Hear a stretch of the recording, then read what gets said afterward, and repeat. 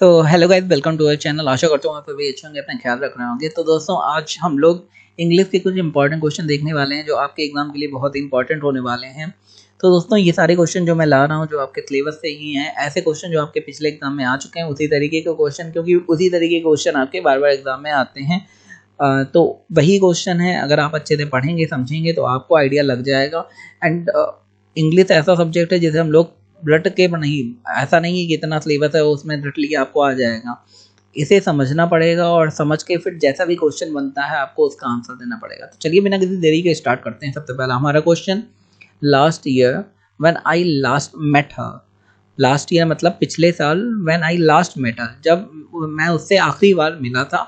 She told मी, उसने मुझे बताया। She dash a letter every day, वो एक लेटर हर दिन क्या करती है, राइट करती है। फॉर लास्ट 2 मंथ, वो पिछले 2 महीने से हर दिन एक लेटर राइट कर रही है।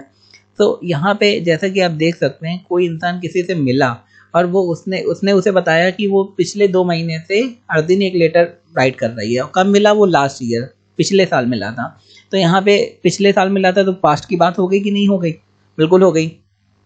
बाकी टाइम दिया है, जब मैंने बताया कि टाइम दिया हो तो आप तुरंत बिना आंखें बंद करके समझ जाइए कि परफेक्ट कॉन्टिन्यूअस या फिर present perfect continuous, past perfect continuous या फ्यूचर परफेक्ट कॉन्टिन्यूअस में से एक हो सकता है।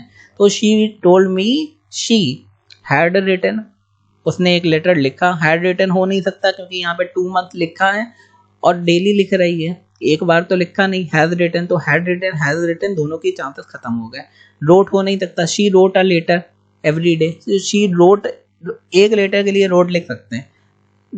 अगर कंटिन्यू लिखती जा रही 2 महीने के लिए तो हम लोग रोट नहीं लिख सकते। शी हैड बीन राइटिंग, तो ये वाला हमारा करेक्ट हो जाएगा क्योंकि यहाँ पे हैड बीन मतलब पास्ट परफेक्ट कॉन्टिन्यूअस है, क्योंकि यहाँ पे 2 मंथ दिया गया है।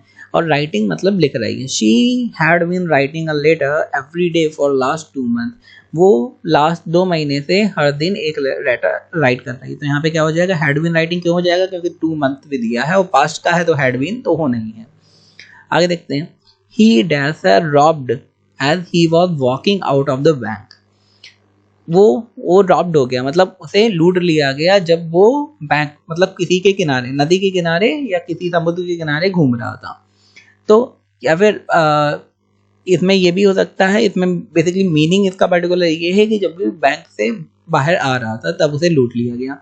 तो यहाँ पे हैड रॉब्ड हो जाएगा, या डिड रॉब्ड, या गॉट रॉब्ड, या फिर वर रॉब्ड। तो यहाँ पे हैड रॉब्ड तो होने से रहा, क्योंकि हैड रॉब्ड मतलब वो लूट चुका था। क्योंकि यहाँ पे क्या है? He robbed as he was walking, जब वो बैंक से बाहर निकल, अगर आप किसी को बता रहे हैं कि वो जैसे ही बैंक से बाहर निकल रहा था उसे लूट लिया गया, तो ये अभी कभी की तो बात हो गया, ऐसा नहीं 1 साल पहले की बात बताएंगे आप। तो he did robbed, did second form, did past का है लेकिन सिंपल पास्ट का है और डिड के साथ सेकंड फॉर्म लगती नहीं है, सिंपल सी बात है। ही वर रॉब्ड, तो ये तो कोई मतलब निकला नहीं है, पास्ट कॉन्टिन्यूअस का है। ये ही गॉट रॉब्ड, ये है सिंपल पास्ट। बेसिकली गेट का गॉट हो जाएगा, सेकंड फॉर्म लग जाएगी, और he got robbed as he was walking out of the bank, वो रॉब हो गया मतलब उसे लूट लिया गया जब वो बैंक के बाहर आ रहा था। सिंपल सी बात है, आपको समझ में आ गया होगा। आगे देखते हैं। डैश है forced to do anything, dash he acted of his own free will. Force to do anything, उसे फोर्स करा गया टू डू एनीथिंग, कुछ भी करने के लिए। तो ही acted of his own free will, वो अपनी खुद की फ्री विल मतलब खुद से वो चाहता था। तो यहाँ पे क्या हो जाएगा? In no way was he forced, क्योंकि वो खुद से कुछ चाहता था इसलिए उसे फोर्स किया गया। ऐसा नहीं कि उसे फोर्स किया गया, वो खुद ही वो करना चाहता था। तो इसमें क्या हो जाएगा? In no way was he, या फिर no way he was forced, in any way he was forced, in any way was he. तो यहाँ पे सबसे करेक्ट क्या है? तो no way he was forced. तो सिंपल सी बात है, जब आपको देख रहा है ऐसा लिखा है कि forced to do anything, he acted on of his own will, means no way, किसी तरीके से उसे फोर्स नहीं करा गया, उसने जो करा अपने इच्छा से करा। विल माने इच्छा से। तो इन एनी वे ही वॉज तो होने से रहा कि किसी भी तरीके से ही was forced. In any way he was he, तो ये भी होने से रहा। इन नो वे वॉज ही, ये तो मीनिंग ही नहीं निकल रहा। तो no way he was forced to do anything, he acted on of his own free will. आगे it dash the best idea to pay for those tickets by credit card. It was too risky. तो यहाँ पे क्या हो जाएगा, it may not have been the best idea to pay for those tickets by credit card.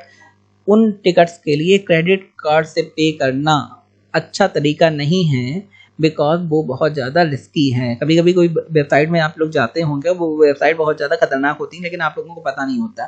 तो यहाँ पे क्या हो जाएगा, it may not have been, या फिर it may not be the best idea, it might not be the best idea, it must not have been. तो जब आप किसी से कह रहे हैं the best idea to pay for those ticket, तो मे हो सकता है आप यही तो कहेंगे जब आपको खुद नहीं पता है कि वो से उस वाली वेबसाइट से टिकट खरीदना क्रेडिट कार्ड से अच्छा है कि नहीं. तो यहाँ पे मस्त तो लगाने से आप रहें, मस्त माने जब आपको कंफर्म पता हो. तो it might not be the best idea, एक तो ये हो गया, ये हो सकता है. It may not be the best idea, या it may not have been. तो यहाँ पे क्या हो जाएगा, it may not have been the best idea to pay for those ticket by credit card. ये सबसे अच्छा तरीका नहीं हो सकता है, तो इसके लिए आप पूरा लिखेंगे मे नॉट हैव बीन. ठीक है. आगे, they dash in the basement for 3 months. तो they were made sleeping, they were made sleep, they were made to sleep, या फिर दे मेड टू स्लीप. तो इसमें क्या हो जाएगा, उन्हें बेसमेंट में 3 महीने तक सोने के लिए मजबूर करा गया. तो मेड माने किसी को तैयार करना उस चीज़ के लिए. तो यहाँ पे क्या हो जाएगा, दे वर मेड टू स्लीप ना. सबसे सही क्या है, अब धीमे धीमे समझिए एक एक करके कि सबसे सही कौन सा हो सकता है. दे वर मेड स्लीपिंग, ये तो कोई मीनिंग नहीं निकल रहा है, स्लीपिंग यहीं हो नहीं सकता. They were made sleep, they were made to sleep. जब आप स्लीप लगाते हैं तो वहाँ पे टू पहले लगाना जरूरी हो जाता है, और मेड टू स्लीप यहाँ पे नहीं हो सकता क्योंकि ये पुरानी बात हो गई. 3 month अगर लिखा है तो सिंपल सी बात पुरानी बात है. तो they were made to sleep in the basement for the 3 months. तो आपको सबसे अप्रोप्रिएट चूज करना, उसके लिए आपको थोड़ा टाइम चाहिए, थोड़ा दिमाग लगाना, तभी आप कर पाएंगे. सिंपल सी बात है, टू लगाएंगे किसी भी चीज़ के लिए, to walk, to sleep, simple सी बात है. We will never know what might have happened. हम लोग कभी नहीं जान पाएंगे कि क्या हुआ होगा. हैपेंड है ना. डैश द मेल अर्लियर, जो मेल पहले भेजा गया. अगर मेल पहले भेजा होता तो क्या हुआ होता, हम कभी ये नहीं जान पाएंगे. इसका पूरा मतलब ये है, happened if he sent the mail earlier, if had he sent, या फिर if he has sent, if happened, इसमें आगे कुछ हिप नहीं लिखा, did he send. तो इसका कोई मीनिंग नहीं निकल रहा है. did he send, उसका क्या मीनिंग है. आगे, if he, so well we will never know what might happened if he has sent. अगर वो सेंड कर चुका है, इसका मतलब ये निकला. तो ऐसा तो नहीं, वो तो पहले की बात कर रहा है. had he sent, if he sent, तो we will never know what might happened had he sent, if he sent. तो क्या हो जाएगा, तो यहाँ पे हो जाएगा if he sent. सिंपल सी बात है, हमें कभी नहीं पता चलेगा कि क्या हुआ होता अगर मेल उसने पहले भेज दिया होता. यहाँ पे had से स्टार्ट करने का कोई मतलब नहीं. if he has sent, ऐसा लग रहा है अभी कभी हुआ है, ऐसा नहीं है. did he send, इसका कोई मीनिंग नहीं निकल रहा है. तो जो सबसे अप्रोप्रिएट है वो आपको लगाना है. if success dash है, we need to prepare ourselves for every possible scenario. अगर हम लोगों को सक्सेस अचीव करनी है तो हम लोगों को हर तरीके के सिनेरियो, मतलब कोई भी अगर परेशानी आ जाए उसके लिए तैयार रहना चाहिए. If success is to be achieved, ये होना चाहिए, या इफ सक्सेस इज अचीव्ड, या if success will be achieved, या if success is due to achieve. यहाँ सबसे अप्रोप्रिएट है if success is to be achieved. अगर आपको सक्सेस पानी है, आपको सक्सेस लेनी है, तो if success is to be achieved we need to prepare ourself. हम लोगों को खुद को प्रिपेयर करना चाहिए हर पॉसिबल सिनेरियो के लिए, अगर हम लोगों को सक्सेस लेनी है. आगे देखते हैं. डैश है गिफ्ट टू द जजेस. डैश है गिफ्ट टू द जजेस. सिंपल सी बात है, जजेस को गिफ्ट देना अलाउ नहीं है. आप गिफ्ट देंगे मतलब आप घूस देना है, ब्राइब देना है. तो it is not allowed offering. तो जब आपने अलाउड कर दिया है तो फिर ऑफरिंग करने का मीनिंग क्या है.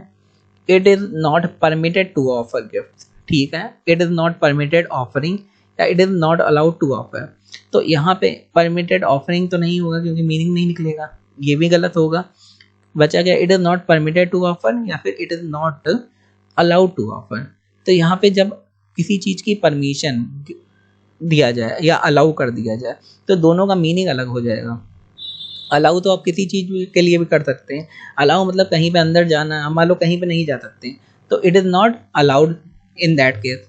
अगर परमिटेड कर दिया गया कि आपको परमिट ही नहीं है जज को गिफ्ट देने के लिए, अलाउ मतलब वो हो भी सकता नहीं भी हो सकता, लेकिन परमिट आपको है या नहीं, सिंपल सी बात है। तो it is not permitted to offer gift to the जजेस, ये जजेस को गिफ्ट ऑफर करना परमिट ही नहीं, परमिटेड टू ऑफर हो जाएगा, सिंपल सी बात है।